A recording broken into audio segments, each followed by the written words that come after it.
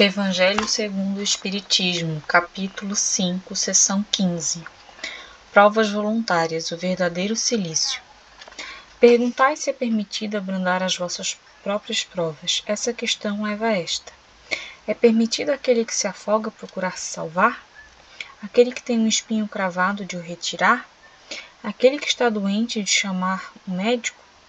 As provas têm por objetivo exercitar a inteligência, assim como a paciência e a resignação. Um homem pode nascer numa posição penosa e difícil, precisamente para obrigá-lo a procurar os meios de vencer as dificuldades. O mérito consiste em suportar sem lamentação as consequências dos males que não podem evitar, em perseverar na luta, em não se desesperar se não for bem-sucedido, mas não no desleixo que seria preguiça mais que virtude. Essa questão conduz naturalmente a uma outra. Uma vez que Jesus disse: bem-aventurados os aflitos, há mérito em procurar as aflições, agravando as próprias provas por sofrimentos voluntários? A isso responderei muito claramente: sim, há um grande mérito quando os sofrimentos e as privações têm por objetivo o bem do próximo, porque é a caridade pelo sacrifício, não quando não tem por objetivo senão a si mesmo, porque resulta do egoísmo por fanatismo. Há aqui uma grande distinção a fazer para vós. Pessoalmente, contentai-vos com as provas que Deus vos envia, e não aumenteis sua carga, às vezes tão pesada. Aceitá-las sem lamentações e com fé. É tudo o que Ele vos pede. Não enfraqueçais vosso corpo com privações inúteis e mortificações sem objetivo, porque tendes necessidade de todas as vossas forças para cumprir a vossa missão de trabalho na terra. Torturar voluntariamente e martirizar vosso corpo é contravenção à lei de Deus, que vos dá o meio de sustentá-lo e fortificá-lo.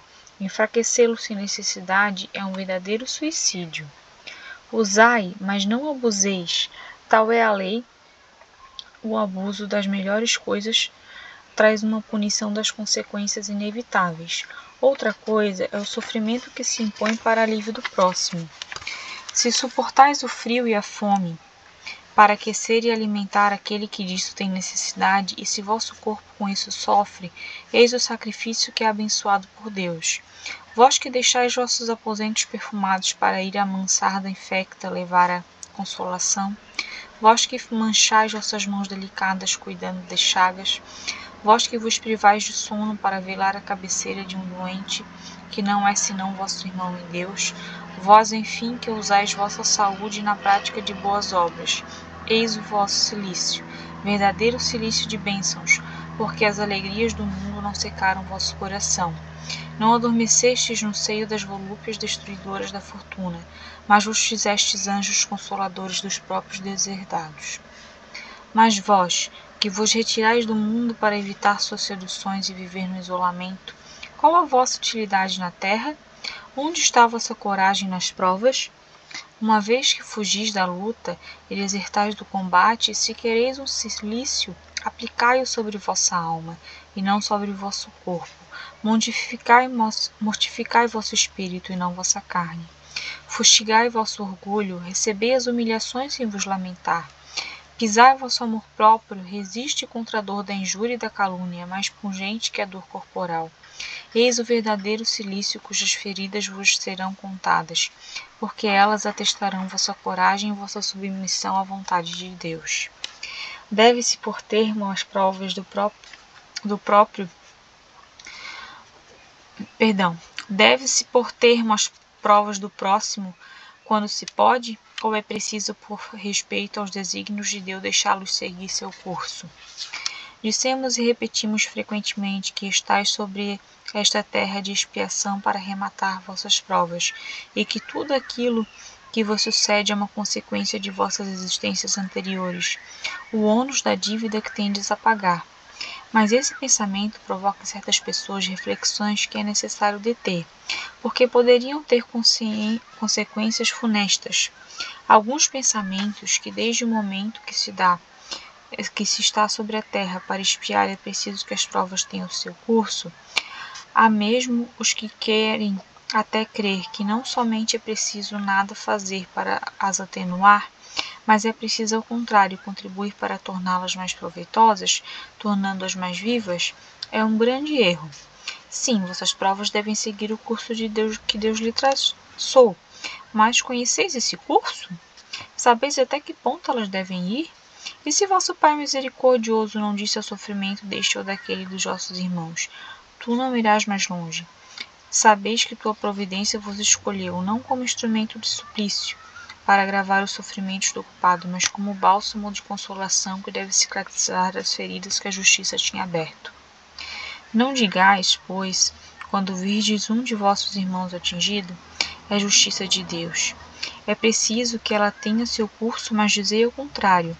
Vejamos que meio nosso Pai misericordioso colocou ao meu alcance para abrandar o sofrimento do meu irmão. Vejamos se minhas consolações mortais, meu apoio material, meus conselhos não poderão ajudá-lo a vencer essa prova com mais força, paciência e resignação. Vejamos mesmo se Deus não colocou as minhas mãos no meio de fazer cessar esse sofrimento, se não me foi dado como prova também, como expiação, talvez, deter o mal e substituí-lo pela paz. Ajudai-vos sempre, pois em vossas provas respectivas, e não vos considereis jamais instrumentos de tortura. Esse pensamento deve revoltar todo homem de coração, sobretudo ao espírita, porque o espírita, melhor que todos os outros, deve entender a extensão infinita da bondade de Deus. O espírita deve pensar que sua vida inteira deve ser um ato de amor e de devotamento, que qualquer coisa que faça para contrariar as decisões do Senhor, sua justiça terá seu curso. Ele pode, pois, sem medo, fazer todos os esforços para abrandar a amargura da expiação, mas é só Deus que pode detê-lo ou prolongá-la segundo o julgo necessário. Não haveria um grande orgulho na parte do homem em se crer no direito de resolver, por assim dizer, a arma ferida? De aumentar a dose do veneno no peito daquele que sofre sob o pretexto de que tal é a expiação? Considerai-vos sempre como instrumento escolhido para fazê-lo cessar. Resumamos assim: estáis todos na terra para expiar, mas todos, sem exceção, deveis empregar todos os vossos esforços para abrandar a expiação de vossos irmãos, segundo a lei de amor e de caridade. Ditado por Bernardin, espírito protetor de Bordeaux, em 1863. Mais uma questão. Um homem está agonizante, vítima de cruéis sofrimentos. Sabe-se que seu estado é desesperador. É permitido poupar-lhe alguns instantes de angústia, apressando-lhe o fim? Quem, pois, nos daria o direito de prejulgar os desígnios de Deus? Não pode ele conduzir um homem à borda do fosso, para daí o retirar, a fim de fazê-lo retomar a si mesmo e o conduzindo a outros pensamentos? Em qualquer extremo que esteja um moribundo, ninguém pode dizer com certeza que sua última hora chegou. A ciência jamais se enganou em suas previsões? Sei muito bem que há casos aos quais se pode considerar com razão como desesperadores, mas se não há nenhuma esperança fundada de um retorno definitivo à vida e à saúde, não existem inúmeros exemplos em que, no momento de dar o seu último suspiro, o doente se reanima e recobra suas faculdades por alguns instantes? Pois bem, essa hora de graça que lhe é concedida pode ser para ele da maior importância, porque ignorais as reflexões que poderia fazer seu espírito nas convulsões da agonia, e quantos tormentos pode lhe poupar um relâmpago de arrependimento. O materialista, que não vê senão o corpo e não considera a alma, não pode compreender essas coisas.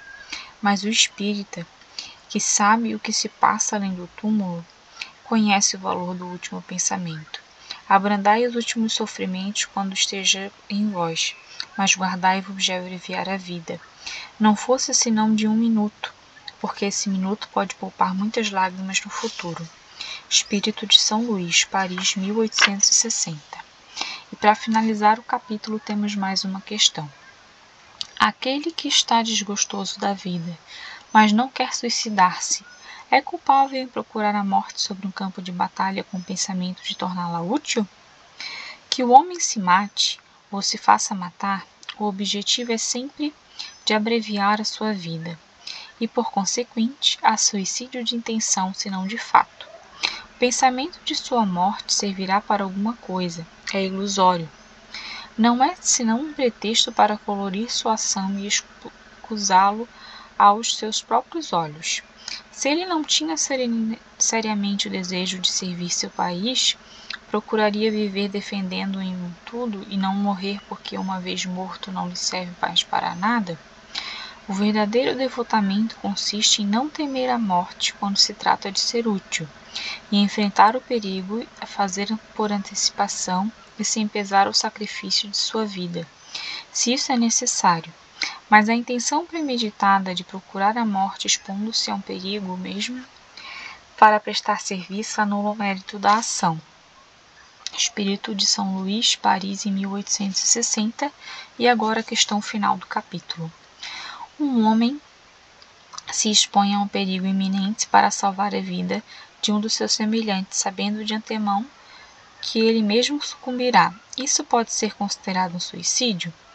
Do momento em que há a intenção de procurar a morte, não há suicídio, mas devotamento e abnegação, embora a certeza de perecer. Mas quem pode ter essa certeza? Quem disse que a providência não reserva um meio inesperado de salvação ao momento mais crítico? Não pode ela salvar mesmo aquele que estiver na boca de um canhão.